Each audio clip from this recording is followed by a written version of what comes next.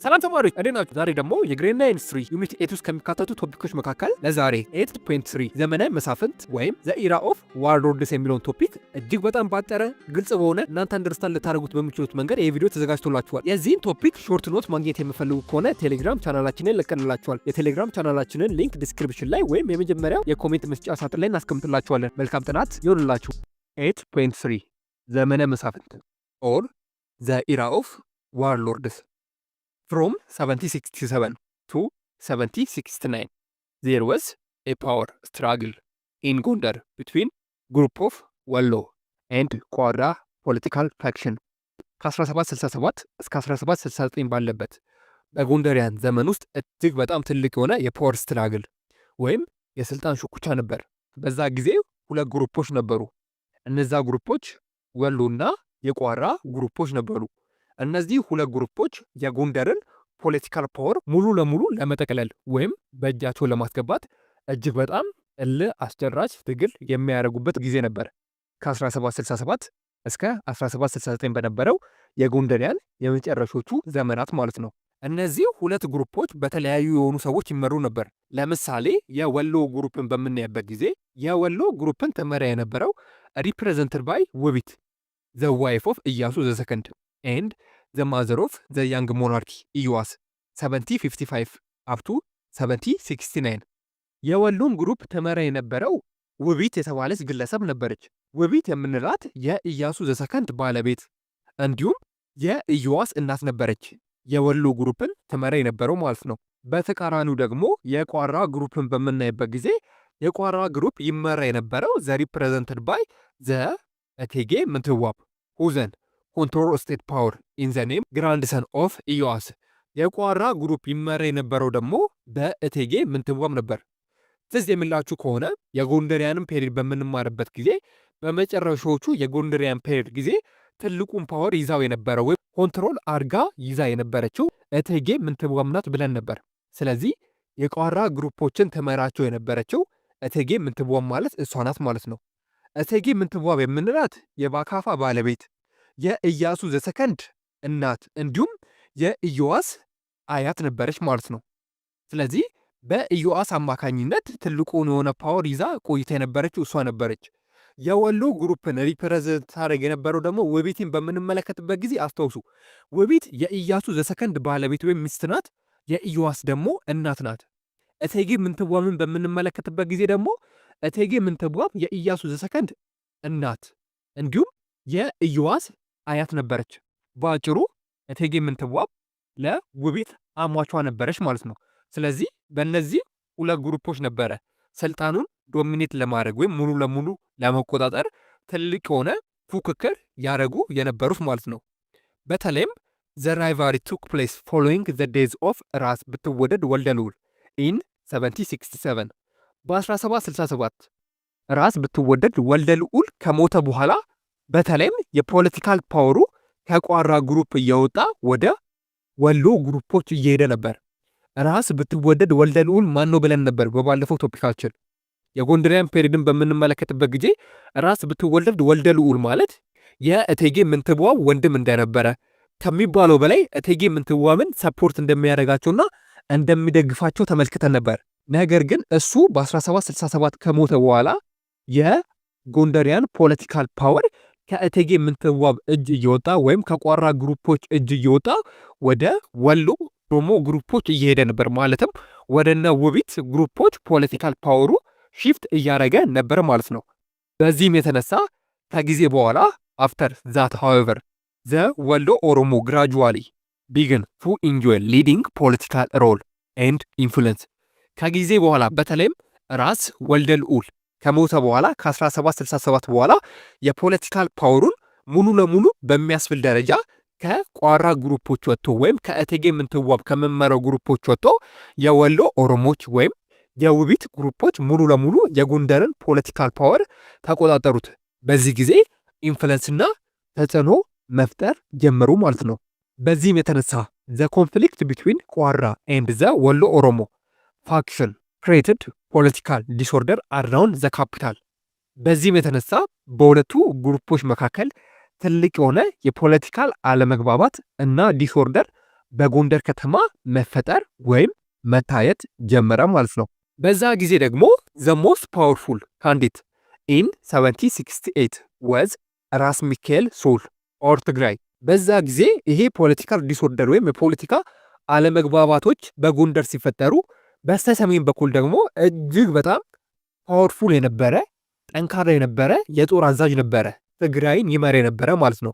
ያ የጦር አዛዥ ደግሞ ራስ ሚካኤል ሶል በመባል ይጠራ ነበር።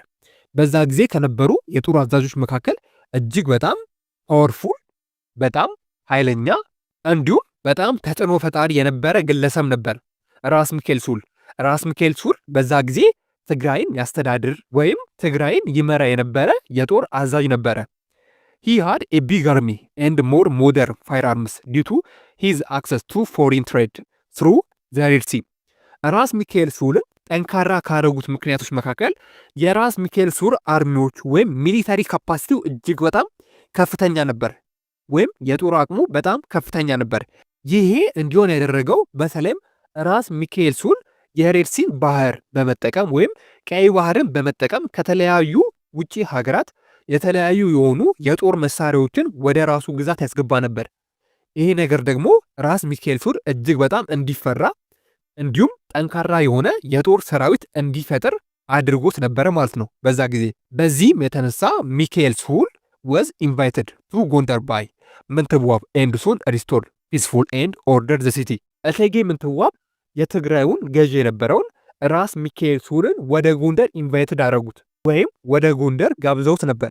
እቴጌ ምንትዋብ ወደ ጎንደር የጋበዙበት ምክንያት አንደኛው የከተማውን ሰላም እንዲመልስላቸው፣ ሁለተኛው ደግሞ ከእጃቸው የተወሰደውን ፖለቲካል ፓወር ድጋሜ ወደ እጃቸው እንዲያስገባላቸው ነበር ወደ ጎንደር የጋበዙት ወይም ኢንቫይትድ ያደረጉት። ብዙም አልቆየም ሚካኤል ሶል የእቴጌ ምንትዋብን ሐሳብ ተቀብሎ ከነ ሰራዊቱ ከትግራይ ወደ ጎንደር መጥቶ ነበር። በሚያስገርም ሁኔታ ብዙም ጊዜ አልፈጀበትም ነበር። እሱ በመጣ በትንሽ ጊዜያት ውስጥ የጎንደርን ሰላምና ጸጥታ ሙሉ ለሙሉ መልሶት ነበር። ጎንደር ሰላማዊ እንድትሆን አድርጎ ነበር። የፖለቲካል ዲስኦርደሩ እንዲቀር አድርጎ ነበር። በዚህም የተነሳ he was awarded the highest of the ራስ ብትወደድ። ይህም በማድረጉ የተነሳ እንደ ስጦታ ወይም እንደ ጊፍት ትልቁን ማዕረግ የነበረውንም ትልቁን ታይትል የነበረውን በዛ ጊዜ ራስ ብትወደድ የሚባለውን ታይትል እንዲሰጠው ተደርጎ ነበር። ይህ ደግሞ እጅግ በጣም ለራስ ሚካኤል ሶል በዛ ጊዜ በጎንደር ፖለቲካ ውስጥ ትልቅ የሆነ ፓወር ወይም ትልቅ የሆነ አቅም እንዲኖረው አስችሎት ነበር ማለት ነው። when king ኢዮአስ order him to go back to ትግራይ ሚካኤል failed strong and refused the obey the king of order። ከጊዜ በኋላ በዛ ጊዜ ጎንደርን ይመራው የነበረው ሰው ማን ብለናል? በዛ ጊዜ ጎንደርን ይመራ የነበረው ኪንግ ኢዮአስ ነበር። ኢዮአስ ከ1755 እስከ 1769 ጎንደርን የመራ ንጉስ ነበር። እናም ኪንግ ኢዮአስ ከጊዜ በኋላ ራስ ሚካኤል ሶል ወደ መጣበት ወደ ትግራይ እንዲመለስ አዞት ነበር፣ ወይም ከጎንደር ወጥቶ ወደ ትግራይ እንዲሄድ ትእዛዝ ሰጥቶት ነበር። በሚያስገርም ሁኔታ ግን ራስ ሚካኤል ሶል የኪንግ ኢዮአስን ሐሳብ አልተቀበለውም ነበር። በአጭሩ ከጎንደር የትም አልሄድም አለው ማለት ነው። ከጊዜያት በኋላ he assassinated ኪንግ ኢዮአስ in 1769 በ1769 ራስ ሚካኤል ሶል የጎንደርን ንጉስ የነበረውን ኢዮአስን ገደለው። ይህም ጊዜ ወይም ይህ ኢቨንት the beginning of a new era in which powerful regional warlords undermined the monarchy of power። በ1769 ራስ ሚካኤል ሶል የጎንደርን ንጉስ የነበረውን ኢዮአስን ወይም ኪንግ ኢዮአስን ሲገድለው ያ ኢቨንት ትልቅ የሆነ ኢቨንት ነበር። ማለትም ያ ጊዜ ከንጉሶች ይልቅ ሪጂናል ዋርሎርዶች ወይም የጦር አዛዦች ትልቅ የሆነ ፓወር እንደነበራቸው የሚያሳይ ጊዜ ነበር። ማለትም በ1769 ኪንግ ኢዮአስ ሲገደል በዛ ጊዜ ከንጉሱ ይልቅ ሪጂናል ሎርዶቹ ወይም የጦር አዛዦች ከንጉሱ የበለጠ ፓወር ወይም ኃይል ነበራቸው ማለት ነው። ምክንያቱም በዛ ጊዜ ንጉሱ ነበር ትልቅ ኃይል ያለው ተብሎ የሚታሰብ የነበረው። ግን ኢዮአስ ከሞተ በኋላ በሚካኤል ሶል ሲገደል ያ ሁኔታ ወይም ያ ሲቹዌሽን ከንጉሱ ይልቅ በተለያዩ ቦታዎች ያሉ የተለያዩ ቦታዎችን የሚያስተዳድሩ የተለያዩ የጦር አዛዦችና ገዢዎች ከንጉሱ የበለጠ ፓወር እንዳላቸው ያሳየ ጊዜ ነበር ማለት ነው። ለዚህም ነው ዘመነ መሳፍንት ሪፈርስ ቱ ፔሪድ ዌን ዘ አክቹዋል ፖለቲካል ፓወር ወዝ ኢን ዘ ሃንድስ ኦፍ ዲፈረንት ሪጂናል ሎርድስ። በዘመነ መሳፍንት ጊዜ ትክክለኛ ፖለቲካል ፓወር ያለው ንጉሱ ጋር ሳይሆን በተለያዩ ቦታዎች ላይ የሚገኙ የተለያዩ ግዛቶችን ያስተዳድሩ የነበሩ የጦር ገዢዎች እጅ ስር ነው ትክክለኛ የሆነው ፖለቲካል ፓወር ይገኝ የነበረው ተብሎ ይነገር የነበረው ማለት ነው። በአጭሩ ዘመነ መሳፍንት ብለን የምንጠራው ከስሙ እንደምትረዱት ሁሉ ዘመን ምን ማለት ነው? ዘመን ማለት ጊዜ፣ ሁኔታ፣ ታይም እንደማለት ነው። መሳፍንት ደግሞ ማለት መኳንንት፣ የጦር አዛዦች እንደማለት ነው። ስለዚህ እነዚህ ሁለት ቃላቶች አንድ ላይ ሲሆኑ ዘመነ መሳፍንት ሆነ፣ ወይም የጦር አዛዦች ጊዜ፣ የመኳንንቶች ጊዜ እንደማለት ነው ማለት ነው ዘመነ መሳፍንት ማለት። ዘ ፔሪድ ፍሮም 1769 ዌን ራስ ሚካኤል ሱር አሴሲኔትድ ኪንግ ኢዮአስ ቱ 1855። በዚህም የተነሳ ዘ ፔሪድ ፍሮም 1769 ዘ ራስ ሚካኤል ሱር አሴሲኔትድ ኪንግ ኢዮአስ ቱ 1855 ዌን ካሳ ኃይሉ ክራውንድ ባይ ቴዎድሮስ ዘሰከንድ። ዘመነ መሳፍንት የምንለው በኢትዮጵያ ታሪክ ውስጥ ኢዮአስ ከሞተበት ጊዜ አንስቶ ማለትም ከ1769 እስከ 1855 ካሳ ኃይሉ ወይም ቴዎድሮስ ዘሰከንድ ብለን የምንጠራው ንጉሥ እስከሚመጣ ድረስ በኢትዮጵያ ታሪክ ውስጥ የዘመነ መሳፍንት ጊዜ ነው ተብሎ ይነገራል። ኤ ኮሊሽን ኦፍ ሎርድስ ኦፍ ጎጃም፣ አማራ፣ ላስታ፣ ወሎ ዲፊትድ ሂም አት ዘ ባትል ኦፍ ሰርባ ኩሳ ኢን 1771 and forced him to go back his power base in ትግራይ። ከጊዜያቶች በኋላ በተለይም የጎጃም ኃይሎች አንድ ላይ በመሆን የአማራ ኃይሎች አንድ ላይ በመሆን እንዲሁም የላስታና የወሎ ኃይሎች አንድ ላይ በመሆንና በመከባበር በባትል ኦፍ ሰርባ ኩሳ በ1771 ራስ ሚካኤል ሱልን ገጥመው ራስ ሚካኤል ሱልን አሸንፎት ነበር።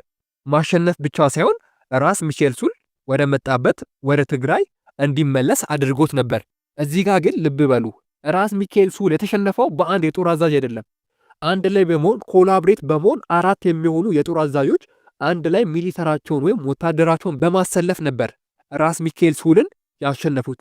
ብቻ ለብቻ ቢገጥሙት ኖሮ እንደሚሸነፉ ስለሚያውቁ ነበር ኮላብሬት በማድረግ የአማራ፣ የጎጃም፣ የላስታና የወሎ የጦር ኃይሎች አንድ ላይ በመሰለፍ የራስ ሚካኤል ሱልን በባትል ኦፍ ሰርባ ኩሳ በ1771 ያሸነፉት ማለት ነው። በዚህም ሽፈት የተነሳ ራስ ሚካኤል ሱል ወደ መጣበት ወደ ትግራይ ተመልሶ ነበር። ሂ ሩልድ ኦቨር ትግራይ ፎር ዘ ኔክስት 9 years ዩኒተል ሂዝ ዘ ዴዝ ኦፍ 1718። ወደ ትግራይን በመሄድ ትግራይን እስከሚሞት ድረስ ለ9 ዓመታት ገዝቶ ነበር ወይም አስተዳድሮ ነበር። ነገር ግን በ1780 ከሞተ በኋላ የራስ ሚካኤል ሱል ንግስና በትግራይም አብቅቷል ማለት ነው። ስለዚህ ትግራይን እስከሚሞት ድረስ ራስ ሚካኤል ሱል መርቶ ነበር። እጅግ በጣም ኢምፓክትፉል ወይም ተጽዕኖ ፈጣሪ የነበረ የትግራይ የጦር አዛዥ ነበር ማለት ነው። ከዚህ በኋላ ግን በጎንደር ውስጥ ድጋሜ አለመረጋጋት ተነስቶ ነበር። ማለትም አፍተር ዘ ዲፊት ኦፍ ዘ ሚካኤል ሱል ቻኦስ ኤንድ ዲስኦርደር ኮንቲኒው ዩኒትል ዘ ካሚንግ ፓወር ኦፍ አሊ ጓንጎል ኦር ፈርስት አሊ ፍሮም ዘ የጁ ኦሮሞ ፋሚሊ። ራስ ሚካኤል ሱል ከተሸነፈ በኋላ ድጋሜ ጎንደር አለመረጋጋት ውስጥ ወይም ፖለቲካል ዲስኦርደር ውስጥ ገብታ ነበር። ምክንያቱም ራስ ሚካኤል ሱልን ያሸነፉት አራት የሚሆኑ የጦር አዛዦች ነበሩ። ስለዚህ የራስ ሚካኤል ሱልን ቦታ ለመያዝ ድጋሜ እነዚህ ሰዎች አለመግባባት ውስጥ ገብተው ነበር ማለት ነው። በአጭሩ ይህ ነገር ሌባ ሲሰርቅ አንድ ላይ ሲካፈል ግን ለየብቻ እንደማለት ነው። ማለትም ሌባዎች አንድ ላይ ሆነው ሊሰርቁ ይችላሉ። ነገር ግን የሰረቁትን ነገር ግን ሲካፈሉ እርስ በርስ ይጣላሉ። በጎንደር ታሪክ ውስጥ የሆነውም ይሄ ነበረ። የየጁ ዳይናስቲ እስከሚመሰረት ድረስ አሊ ዘፈርስት ወይም አሊ ጓንጉል የሚባለው ሰው እስከሚመጣ ድረስ በጎንደር ታሪክ ውስጥ እጅግ በጣም ፖለቲካል ዲስኦርደር ሆኖ ነበር። ነገር ግን ከጊዜያቶች በኋላ አሊ ጓንጉል ወይም አሊ ዘፈርስት የተባለው የየጁ ዳይናስቲ ሲመሰረት ጎንደር ስቴብል ሆነች ወይም ተረጋጋጅ ማለት ነው። ሜን ፖለቲካል ሪጅን ዛት ዘመነ መሳፍንት ሎርድስ ሩልድ ዌር ትግራይ፣ ሰሜን፣ ደንቢያ፣ በጌምድር፣ ላስታ፣ የጁ፣ ወሎ፣ ጎጃም ኤንድ ሸዋ። ስፔሻሊ በዘመነ መሳፍንት ጊዜ የተለያዩ ቦታዎችን የተለያዩ ገዢዎች ይገዙ ነበር። ከነዛ ቦታዎች መካከል ስፔሻሊ ዋነኞቹ የሆኑት በዘመነ መሳፍንት ጊዜ የተለያዩ ዋርሎርዶች ያስተዳድሯቸው የነበሩ ቦታዎች አሉ። ከነዛ ዋነኞቹ የሚባሉት ወይም ክሩሻል የሚባሉት ትግራይ፣ ሰሜን፣ ደንቢያ፣ በጌምድር፣ ላስታ፣ የጁ፣ ወሎ፣ ጎጃምና ሸዋ በተለይም እነዚህ ዋና ዋናዎቹ ግዛቶች ወይም ቦታዎች ናቸው ተብሎ ይገመት ነበር። ዘ ዲፈረንት ሪጂናሊ ቤስድ ኖርዘርን ኢትዮጵያ ዋርሎርድስ ኦፍ ዘ ዘመነ መሳፍንት ፎት አጌንስት ኢች አዘር ዘ ቫሪየስ ኦብጀክቲቭ። በዘመነ መሳፍንት ጊዜ በኖርዘርን አካባቢ ወይም በሰሜናዊ ኢትዮጵያ አካባቢ እጅግ በጣም ብዙ የሆኑ ጦርነቶች እና ብዙ የሆኑ ባትል ፊልዶች ይደረጉ ነበር። ግን ለምንድን ነው በዘመነ መሳፍንት ጊዜ ይህን ያህል ጦርነት የበዛው? ለምንድን ነው ዋርሎርዶቹ ወይም የጦር አዛዦች እርስ በርስ ወደ ጦርነት የገቡት ብለን በምንመለከትበት ጊዜ የመጀመሪያውና አንደኛው ነገር ዘይ ወንትድ ቱ ኤክስፓንድ ቴሪተሪ። ሁሉም ዋርሎርድና የጦር አዛዥ ግዛቱን ማስፋፋት ይፈልጋል። አሁን ካለው ግዛት የተሻለ እጅግ በጣም ብዙ የሆኑ ግዛቶችን መያዝ ይፈልጋል። ይሄ ደግሞ አንዱ ለጦርነት የሚያነሳሳቸው ምክንያት ነበር ማለት ነው። ሁለተኛው ነገር ዘይ ወንትድ ሃቭ ዘ ታይትል ኦፍ ራስ ብትወደድ። ራስ ብትወደድ የሚለውን ታይትል ሁሉም ሪጂናል ዋርሎርዶች ማግኘት ይፈልጋሉ። ስለዚህ ወደ ጦርነት ይገባሉ ማለት ነው። ራስ ብትወደድ የሚለው ታይትል እጅግ በጣም ፓወርፉል የሆነ ታይትል ነው። ብዙ ነገር እንዲኖራችሁ ትልቅ የሆነ ፓወር ይሰጣችኋል። ስለዚህ በዚህ ምክንያት ወደ ጦርነት ይገባሉ ማለት ነው። ሶስተኛው ነገር ሞር ኢንካም ማግኘት ስለሚፈልጉ ወይም ብዙ የሆነ ግብር ማግኘት ስለሚፈልጉ ነው። ይህ ማለት አሁን ካላቸው ቦታ ሌላው ቦታዎችን ሲይዙ ተጨማሪ ቦታዎችን እየያዙ ሲመጡ በዛው ልክም ኢንካማቸው ወይም ወልዛቸውና ሀብታቸው በዛው ልክ የሚያድጋል። ይህ ማለት ለምሳሌ እናንተ አንድ ቤት ታከራያላችሁ፣ ሌላ ሰው ደግሞ 3 ቤት 4 ቤት ያከራያል። ስለዚህ በወሩ መጨረሻ ላይ እናንተ የምታገኙትና ያ ሰው የሚያገኘው ካሽ ወይም ገንዘብ እኩል አይደለም። ይህ ሰው ብዙ ቤቶችን ስለሚያከራይ የተሻለ ገቢ ከእናንተ ያገኛል። ጀስት ላይክ እንደዛ ተመልክቱት። የተሻለ ቦታ ወይም ብዙ ቦታዎችን ኮንትሮል ሲያደርጉ በዛው ልክም የተለያዩ ትሪቢቶሮችና የተለያዩ ኢንካሞችን ያገኛሉ ማለት ነው። ስለዚህ ይህም ነገር ወደ ጦርነት ያስገባቸው ነበር። ሪሊጂየስ ኮንፍሊክት ወርሴንድ ዘ ሪጂናል ፓወር ኮንፍሊክት ኦፍ ዘ ዘመነ መሳፍንት። ከምንም በላይ ደግሞ በዘመነ መሳፍንት የሪሊጂየስ ኮንፍሊክት መኖሩ ወይም የሃይማኖት ግጭት መኖሩ ከሚባለው በላይ ቀውሱን አባብሶት ነበር። ዘ ኢንድለስ ዋር ኦፍ ዘ ዘመነ መሳፍንት ኢፌክትድ ዘ ሶሻል ኤንድ ኢኮኖሚካል ላይፍ ኦፍ ዘ ፒዛንተሪ። በተለይም ዘመነ መሳፍንት የሚባለው ነገር በኢትዮጵያ ታሪክ ውስጥ እጅግ በጣም ኔጌቲቭ የሆኑ ኮንስኮንሶችንና ውጤቶችን ያስከተለ ጊዜ ነበር። እስፔሻሊ ደግሞ በገበሬው ወይም በአግሪካልቸር ስራ ላይ ለተሰማራው ሰው ደግሞ እጅግ በጣም አስቸጋሪ ጊዜ ነበር። ዘ ፒዛንትስ ሰፈርድ ፍሮም ፍሪኩዌንት ዋር። በተለይም ገበሬው ተከታታይ ባለው ጦርነት የተነሳ ምንም ሊያርስ አልቻለም፣ ምርት ሊሰበስብ አልቻለም። እጅግ በጣም ተጎድቶ ነበር። ከዛም በተጨማሪ ዘ ፒዛንት ዌር ፎርስድ ፊድ ዘ ኢኖርመስ አርምስ ኦፍ ዘ ሎካል ኤንድ ሪጂናል ሎርድ። ገበሬው ለጦር አዛዡና በእሱ ስር ላሉት ሰራዊቶች ወይም ወታደሮች በሙሉ ምግብ ያቀርብ ነበር። በዛ ጊዜ እንደ አንድ ግዴታ ሆኖ ያገለግል ነበር። ይሄ ደግሞ ከሚባለው በላይ ገበሬው እንዲከስር ምርታማ እንዳይሆን አድርጎት ነበር። ከምንም በላይ ደግሞ ገበሬውን የጎዳው ነገር ዘ ፋርምላንድ ኦፍ ዘ ፒዛንተሪ ኦፈን ቢኮዝ ዘ ባትል ፊልድ ኤንድ ዜር ቪሌጅ ዌር በንት ዳውን። ኢቨን የተለያዩ ጦርነቶች ይደረጉ የነበሩት በዛ ጊዜ በገበሬው እርሻ ወይም ማሳ ላይ ነበር። ይሄ ደግሞ ገበሬው ሰርቶ እንዳይበላ ትልቅ የሆነ ፕሮብሌም ወይም ትልቅ የሆነ ማነቆ ሆኖበት ነበር ማለት ነው። ከዛም በተጨማሪ በተቃራኒው ደግሞ ዘ ኮንቲኒዩስ ዋር ቱ ዘ ዘመነ መሳፍንት ኦልሶ አፌክትድ ዘ ዲቨሎፕመንት ኦፍ ትሬድ።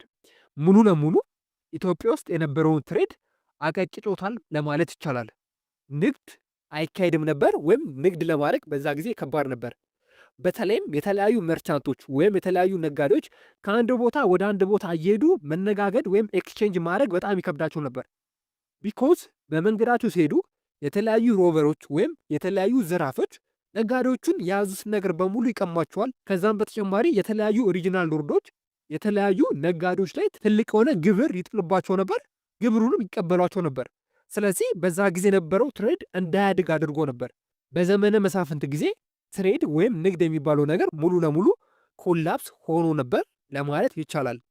ኢንጀነራሊ ስለ ዘመነ መሳፍንት ስንመለከት ዘመነ መሳፍንት በኢትዮጵያ ታሪክ ውስጥ ከታዩ እጅግ በጣም አስከፊ ጊዜያት መካከል አንዱ ነበር። በአጠቃላይ ሪጂናል ዋርሎርዶች የበላይ የሆኑበት፣ ትልቁን ፓወር የያዙበት፣ ኪንጉ ወይም ንጉሱ ደካማ የነበረበት ጊዜ ነበር ማለት ነው። በዚህ ጊዜ እጅግ በጣም ብዙ ጦርነቶች የተካሄዱበት፣ ብዙ ማህበራዊ ጉዳቶች የታዩበት፣ ኢትዮጵያ እንደ ሀገር ምንም ያላደገችበት፣ ይባሱኑ ወደ ታች ዲክሪዝ ያደረገችበት ጊዜ ነበር። ስፔሻሊ ቴዎድሮስ እስከሚመጣ ድረስ ማለት ነው። ጥያቄ ሀሳብ ካላችሁ ኮሜንት ላይ አስፍሩልን። ኔክስት በሌላ ቪዲዮ እንገናኛለን። እስከዛው ድረስ ግን መልካም ትምህርት ይሁንላችሁ።